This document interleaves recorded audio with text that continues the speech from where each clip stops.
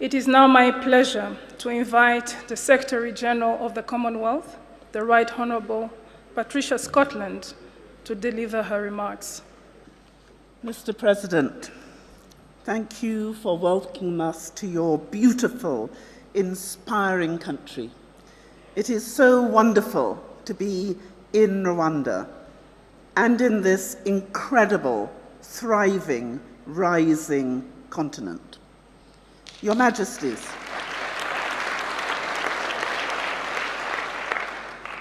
Your Majesties, Your Royal Highnesses, Your Excellencies, Honourable Ministers, distinguished guests, friends and colleagues, welcome to Kigali. This CHOGM has been a long time coming. The period since we last gathered together has been marked with sorrow. More than 1 million of our brothers and sisters across the Commonwealth, from all walks of life, including heads of government, have died.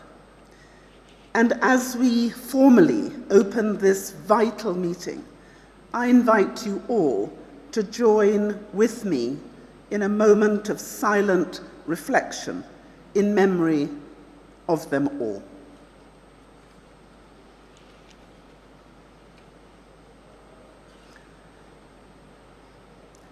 Excellencies, in 1953, Her Majesty the Queen shared her vision for a Commonwealth which bears no resemblance to the empires of the past, to an entirely new conception built on the highest qualities of the spirit of man, friendship, loyalty, and the desire for freedom and peace.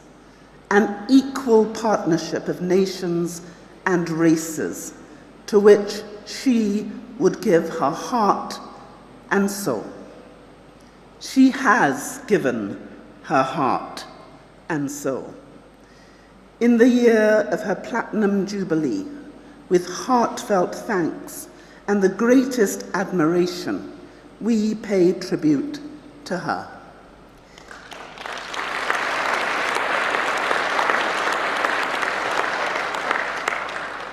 And we warmly welcome her representative and the future head of the Commonwealth, His Royal Highness, the Prince of Wales.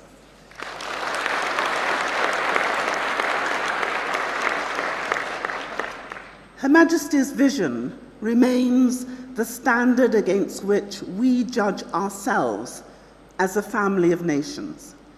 In 1919, at the end of a war which killed millions, during a pandemic which killed millions more, leaders gathered in France, striving for an internal peace. Their quest was noble, but it failed. That failure had profound and devastating consequences.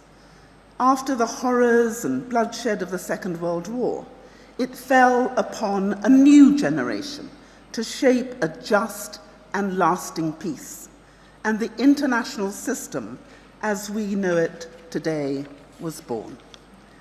The Commonwealth is part of that system, brought together to bring a touch of healing to kinships which were changing, but which continue to bind us.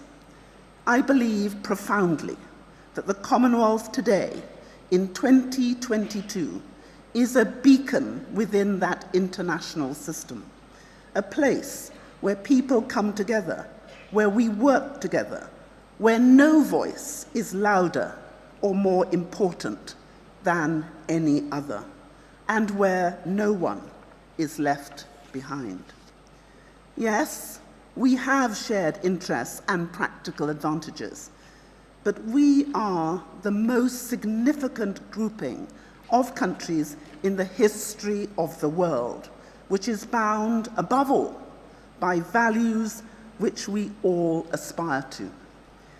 These values of peace and justice, of tolerance, respect, and solidarity and our role as the foremost international champion for small and vulnerable states remain our enduring responsibility. They express a vision for the world that will outlast all of us. They make us different. They make us special. Honoring these values and that vision is our most sacred trust and our gift to the generations which will follow. Today, as we gather in the midst of new and decisive shifts in our world, it is imperative that those values shape the choices we will make in the hours and days ahead. The economic damage of COVID and mounting debt confront us all. The rapid intensification of climate change poses an existential threat. The tremors of conflict and instability in our world, the spiraling costs of food and fuel, and economic uncertainty threaten a serious and protracted crisis. This CHOGM is first and foremost an opportunity to find answers to these questions. It will not be easy. We will have to dig deep. We will have to respect each other and find what joins us. We must trust each other. We must talk and listen to each other and give all that we have to achieve progress for the 2.5 billion people we all represent.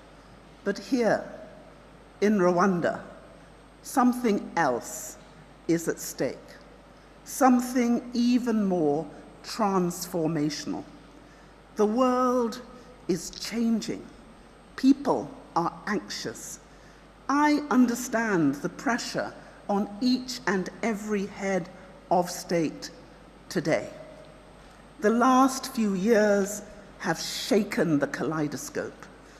But before the pieces settle, we have an opportunity right here, right now, to show the world what real unity, real solidarity, real cooperation, and real progress look like.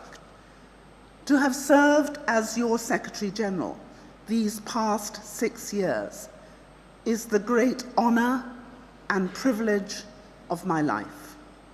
Together, we have been friends in good times and in bad, voices for the voiceless, advocates for development and progress. We have laid the foundations for transformational change, and I am determined that when the role of Secretary General rotates to Africa 2 years from now, I will hand on the baton with a stronger, more effective, more powerful Commonwealth than ever before.